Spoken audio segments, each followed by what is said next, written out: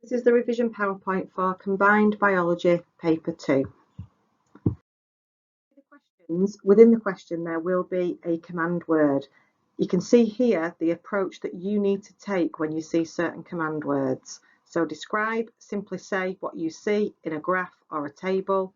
Explain, you will need to shove in scientific terms or processes.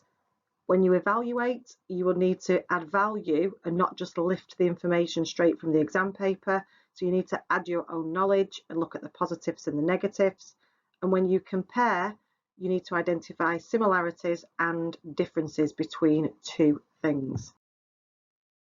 Homeostasis. This is where the body keeps the internal conditions constant and it monitors and controls things within very narrow limits and excretes waste products. This is necessary for enzymes to work at their optimum. Inside our bodies, the three things that are controlled are blood glucose concentration, body temperature, and your water levels. The nervous system is a system which allows our body to react to the surroundings, and the standard pathway by which information travels is as follows. A stimulus is detected by a receptor. This then will generate electrical impulses which travel to the coordinator. The coordinator will send electrical impulses to the effector, and this will bring about a response. In this pathway, the coordinator is either the brain and the spinal cord, and these are known as the central nervous system. The effector can either be a muscle or a gland. A reflex arc is a simple arrangement of neurons to show how we respond in a reflex action. Okay, the blue line represents the sensory neuron, the little green line represents a relay neuron within the spinal cord, and the red line represents a motor neuron. You'll notice that between each neurons there is a tiny gap. This gap is known as a synapse, and you can see that enlarged on the slide here. When the electrical impulse arrives at the end of one neuron, this will trigger the release of tiny chemicals, which are called neurotransmitters, and they will move across the synapse. For the higher tier, you need to describe that movement as diffusion. They move from an area of high concentration to an area of low concentration. When they attach to the next neuron, this will stimulate another electrical impulse. The endocrine system is a system that is made up of the glands and the hormones in your body. So glands secrete or release hormones. And if we're looking at a definition for a hormone, it is a chemical messenger that travels in the blood. Hormones are made in various parts of the body. You can see here the thyroid gland is in the neck. The adrenal glands sit on top of each kidney. The testes in males only. The pituitary gland, which is also known as the master gland due to the volume of hormones that it can release. And finally, the pancreas and ovaries only in females. The pancreas, as we said before, is a gland and it releases hormones that help control your blood sugar levels. When your blood sugar levels are high, the pancreas will constantly monitor the blood as it flows through it. And when the sugar levels are high, the pancreas will release insulin into the blood. This will target the liver, and the liver will be instructed to remove the excess glucose and store it as glycogen. The end result is that the blood glucose level falls. For higher tier, you also need to know what happens when blood sugar levels are too low. The pancreas will also detect that, and this time it will release a second hormone, which is called glucagon. Glucagon will go to the liver. It will instruct the breakdown of glycogen back into glucose. The glucose will go back into the blood and the blood sugar levels will return to normal. We've got reproductive hormones that help control the changes that take place during puberty. In males, that will be testosterone. In females, that is estrogen and progesterone. They're also involved in the female menstrual cycle. If you look at the menstrual cycle on the screen here, you can see that the days are on the x-axis of this graph and then you've got 3 graphs on top of each other. You can see some of the changes that take place. Focusing particularly on day 14, which is in the middle of the cycle, you can see that that's the ovulation time. That's when the egg is released from the ovary. The hormone that's at the highest peak at this time is LH, and LH will cause the release of the egg. The estrogen hormone has a function of building up the uterus lining in preparation for that released egg. FSH is the mint green shading on the graph at the bottom there. That is in a higher level at the start of the cycle because its job is to stimulate the maturity of an egg in the ovary. And then the light yellow hormone towards the end is progesterone, which is responsible for maintaining the uterus lining. Hormones can be used in contraception, so they can be used in oral contraceptives such as the combined pill to prevent pregnancy, and in injections or patches which will cause a slow release of the hormone into the blood. There are non-hormonal methods such as the use of a condom or a diaphragm, an IUD, which is an intrauterine device, spermicidal agents, which are just gels that will kill sperm, abstaining, so not having sexual intercourse will prevent pregnancy, and more long-term methods involve male and female sterilisation.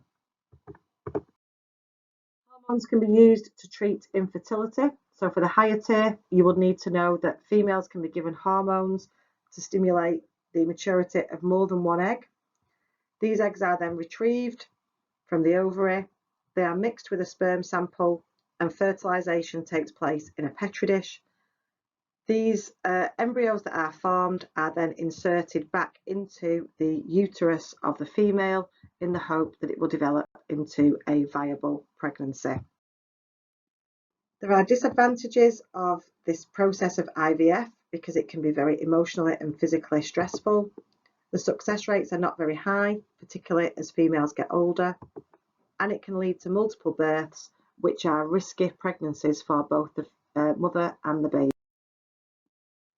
More higher tier content involves understanding the use of adrenaline and thyroxine.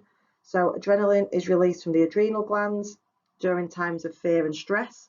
It will cause an increase in heart rate, which means that more oxygen is delivered to the brain and the muscles so that you're more able to respond to a given situation. Thyroxine is released from the thyroid gland, and that is responsible for your basal metabolic rate, which is just simply the rate at which your body carries out chemical reactions. Moving on to the reproduction topic.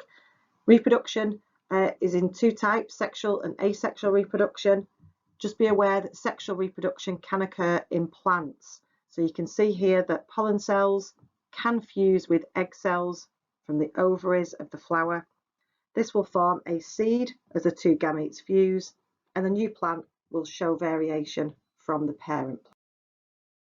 When we compare the 2 types of reproduction, you can talk about the difference in the number of parents, so 2 for sexual, whereas only 1 parent's needed for asexual. Gametes are required for sexual, but not for asexual. The offspring will show variation from the parents in sexual reproduction, but not in asexual reproduction. And you can see there is a difference in the cell divisions that's needed. Meiosis and mitosis are needed for sexual reproduction, whereas it's just mitosis for asexual. Higher tier content again, meiosis does involve the production of gametes. So this happens in the testes and in the ovaries. First stage is the copies of the genetic material are made. The cell will then undergo division twice, and the end result will be 4 gametes, and these 4 gametes are all genetically different from one another. When we talk about definitions, 2 key ones that you need to know. DNA stands for deoxyribonucleic acid, and when we describe DNA, we say that it is a polymer made of 2 strands which form a particular structure known as a double helix. When we talk about a gene, we always say that it's a small section of DNA which codes for a. The genome, again, another definition that you might need to know. The genome is quite simply the entire genetic material of an organism. Humans have a genome made of 46 chromosomes. Plants, animals, bacteria will also have genomes. The study of genomes, particularly in humans, is important because it allows us to search for genes linked to disease, to understand inherited disorders, and help us trace human migration patterns.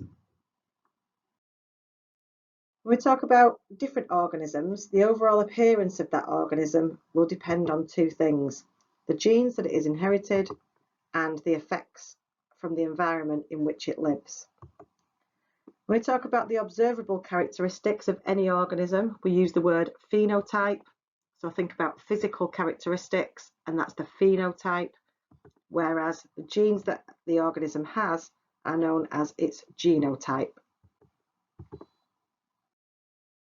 If we look at the definitions here, they're not correctly matched up currently, but if we talk about an allele is the bottom definition there, one or two more versions of a gene found at a specific location on a chromosome. Homozygous is where individuals have two identical copies of a gene. Heterozygous is where someone has two different alleles of a gene. Dominant genes are always expressed even if there is only one copy, so that's the very top definition. And recessive genes are only expressed if two versions of it are present in the cell. Sex determination. So human body cells have 23 pairs of chromosomes. 22 control your characteristics, but the final pair is responsible for determining your gender. In females, the final pair of chromosomes is the XX, and in a male, the final pair is the XY. You can see the chances of individuals having boys and girls can be mapped out using this diagram here. The first layer shows the chromosomes present in the parents. The second layer down shows the gametes that can be made, and notice they only have half the number of chromosomes in them. And then looking at various ways in which these gametes can join will show you that there is a 50% chance of having a baby girl and a 50% chance of having a baby boy. Another way to represent the same information is by using a genetic cross or a Punnett square diagram. And you can see here, you label the gametes that are available, you populate the table to show the 4 possible outcomes, and you also then need to circle and identify which outcome means which gender. You learnt about 2 inherited disorders. So polydactyly is a dominant condition, which means that only one faulty allele is needed. This results in individuals having extra fingers or toes. Cystic fibrosis is a recessive condition, which means that the individual will have inherited one faulty allele from mum and one faulty allele from dad. Cystic fibrosis is a disorder of cell membranes, which means that a very thick, sticky mucus is produced. When you're carrying out and writing down a genetic cross, it's important to set out your work to gain all the marks available. So you need to indicate the genotype of the parents, the gametes that are available, populate your Punnett square with the possible outcomes, and then identify what those outcomes mean, and then go back to answer the question and determine the probability. Babies and embryos can be screened to check whether they have any chromosomal abnormalities. One way of doing that is an amniocentesis test. So when a female is pregnant, cells can be collected from the amniotic fluid and tested. Chorionic villus sampling is another method during early pregnancy where cells are taken from the placenta and tested. And you can see just below here, there are advantages and disadvantages of using screening techniques to determine whether offspring will inherit certain genetic disorders. These advantages and disadvantages can help you if you have to evaluate the use of these. Variation is a word used to describe differences between individuals in a population, and variations are caused by mutations. Mutations occur continuously, but in most cases they do not affect an individual's phenotype. If the phenotype is effective, And this means that the organism then has an advantage because it's more suited to the environment. This then will spread through the population and result in a change. Evolution. This means simply change over time. So this is caused by a process called natural selection, and Charles Darwin's theory of evolution by natural selection stated that living things have evolved from simple life forms that were first found on the planet more than 3 billion years ago. How does evolution occur then? A way to remember this is just by using the acronym VMAR. So variation in a population is caused by genetic mutation. This means that some organisms are better adapted to their environment.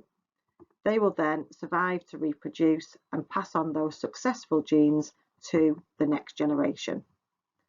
If populations become so different in phenotype that they can no longer interbreed, they will form a new species. Humans can kind of interfere with evolution. One way to do that is by selective breeding. So this is where there are 4 steps involved. Parents with desired characteristics are selected. These are then bred together, and the offspring that show those desired characteristics are then bred again. This continues for many generations until all the offspring show the desired characteristic. Another example of sort of interfering with evolution is through genetic engineering. This is where organisms have been deliberately modified to give a desired characteristic. GM organisms, as they're known, are organisms which have been genetically. One example of genetic engineering is the production of human insulin. So this is where bacteria have a gene from a human cell inserted into their plasmid. They would read the instructions on that gene. The bacteria would make the human insulin. Because bacteria reproduce rapidly, very quickly you get large numbers of bacteria, all with the ability to produce insulin. The bacteria are then harvested, killed, the insulin is collected and purified, and then it is available for human use. Other examples of how GM organisms can be used in agriculture. Plants can be grown with the ability to be resistant to pests. They can be drought tolerant, they can be herbicide tolerant, and they can be genetically engineered to produce higher yields, to have disease resistance, etc. People are concerned about the use of genetically modified crops because they don't want the genes that have been added to end up in the wildflower populations, and also the long-term risks to human health are unknown. Fossils help support the theory of evolution because they provide evidence and they can show scientists how species have evolved from common ancestors. Fossils are formed from the parts of organisms that have not decayed, or when these parts have been replaced by minerals as they decay. Sometimes you can also have traces of organisms that have been fossilised. Extinction occurs when there are no more organisms of a particular species alive anywhere in the world, and living things can become extinct for different reasons. The environment in which they live can change. The animals in a species might be eaten by a predator. A disease might kill them off. A new, more successful competitor might move into a habitat. Bacteria becoming resistant to antibiotics. This is another example of evidence for evolution. So if we have a bacteria which has mutated, and this mutation gives that bacteria an advantage, which means it's no longer killed by the antibiotics, then that would be the common strain of bacteria. Okay? Bacteria are resistant, they are not immune. A lot of people get that term mixed up. Living organisms are adapted to the environment in which they live. There are many different ways to describe some of the adaptations that they have. So you can see here some of the adaptations in a giraffe.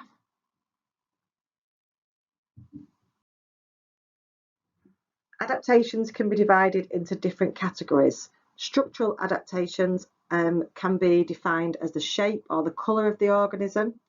It might also be an opportunity for you to describe the surface area to volume ratio.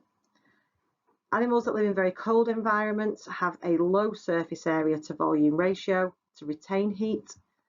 Animals that live in very warm environments have a high surface area to volume ratio to help them lose more heat energy.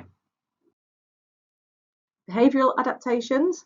So examples can include migration, where the swallows migrate to warmer climates.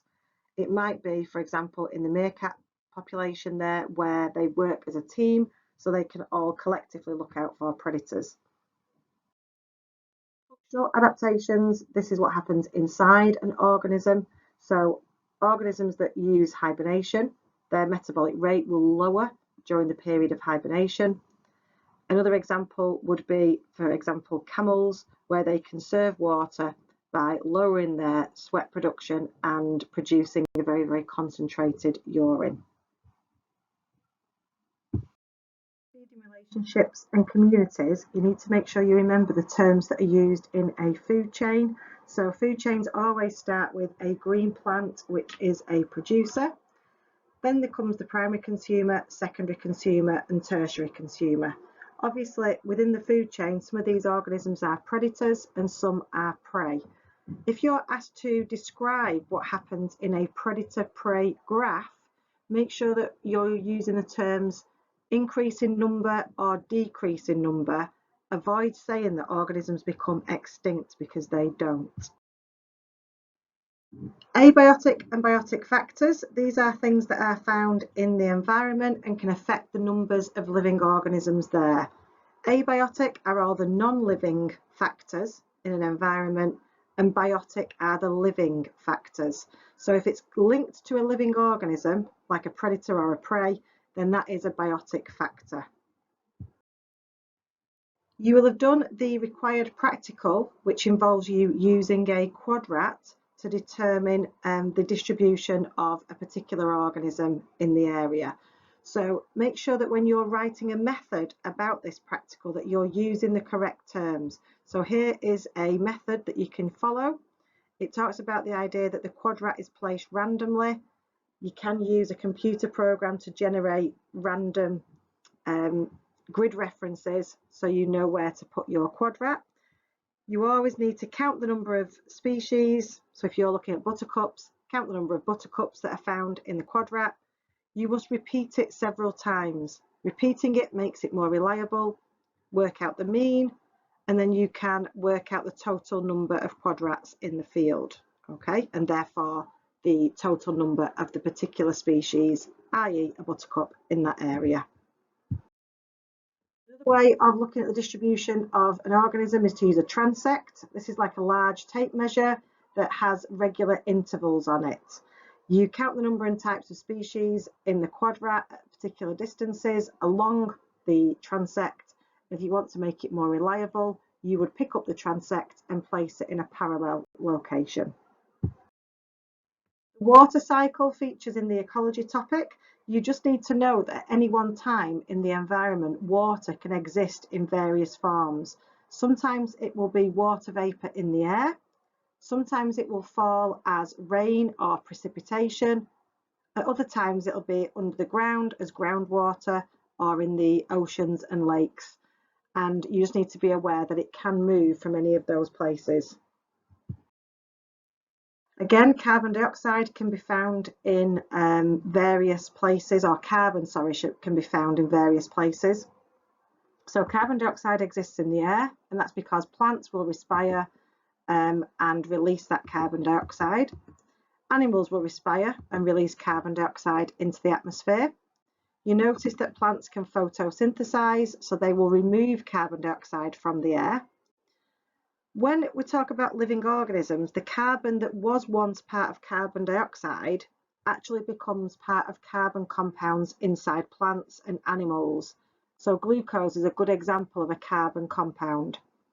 When animals and plants die, decomposers such as bacteria and fungi will break down their bodies And as they do that, they will respire and release more carbon dioxide to the atmosphere. Again, carbon is constantly cycling. Make sure you refer to exactly the form that carbon is in. Biodiversity simply means the variety of different species of organisms on Earth or within a specific ecosystem.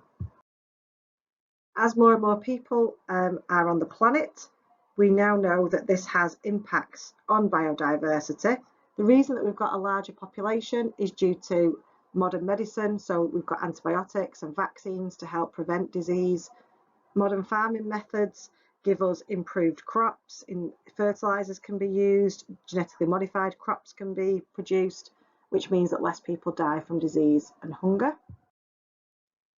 More people on the planet inevitably causes more problems. So pollution on its own is not specific enough to gain any marks in the exam. You would need to say why humans can contribute to pollution. So in water, it's because we use fertilizers or toxic chemicals and they can get washed into waterways.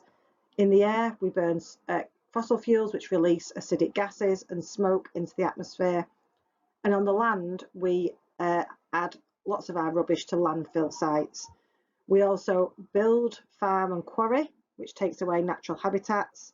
Deforestation takes place, reducing habitats and reducing biodiversity, and peat bogs get destroyed as well. What can we do to try and reduce the impacts for future generations?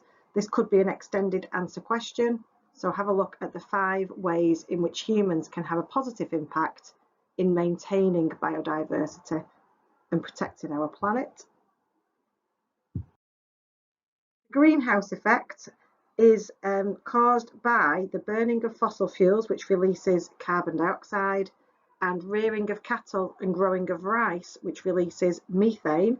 These gases accumulate around our planet and they trap heat from the sun. That's the greenhouse effect is how it can be described. It's called global warming because over time there is a gradual warming of the Earth. You will need to know some of the consequences of the greenhouse effect. Linnaeus, or Carl Linnaeus to give him his full name, he developed the system of classification, and this is how all living things on Earth are categorized. So it starts off with the kingdom, the phylum, the class, the order, the family, the genus and the species. As you go down the groups, the organisms become more and more similar until you end up with just one type of organism in the species group. Where do we fit into that then? So using Carl Linnaeus's classification system and his binomial naming system, you can see that the last 2 groups that we're part of there are the genus Homo and the species Sapien. So when we talk about humans and we refer to them in the scientific community, we use the term Homo sapien. When he devised his system, there was just the animal and the plant kingdom. We now know through the developments of technology that we need more kingdoms. We've already got the animals and the plants. We need a group for the fungi, we need a group for the prokaryotes, and we need a group for the protists. So there are the 5 kingdoms that we can use when applying Linnaeus's classification system. However, developments in 1997 by Carl Woese suggested that the prokaryotes needed to be split into 2 groups. He noticed that there was one particular type of bacteria that was so simplistic that it didn't fit into the group with the remaining bacteria. So he wanted a separate group which was called the Archaea. This is where scientists believe organisms that would have inhabited the Earth up to 3 billion years ago would have been found. So they're very simplistic organisms that are often extremophiles. In the eukaryota group, you would have everything that has a membrane-bound nucleus. So plants, animals and fungi would go in there. In the bacteria group, that is your true bacteria, your prokaryotes. And the final slide here, this just shows how scientists can make connections between organisms that are alive today and how they might have been related in the distant past. this is called an evolutionary tree, and as you trace back the lines following each organism, where the two lines join, scientists believe that these organisms will have had a single common ancestor. The closer to the present day the ancestor is found, the more recent these species developed. The further back, it just recognises the later the connection. Okay, so try and answer all the questions in your exam. Good luck and do your best. Read the questions carefully.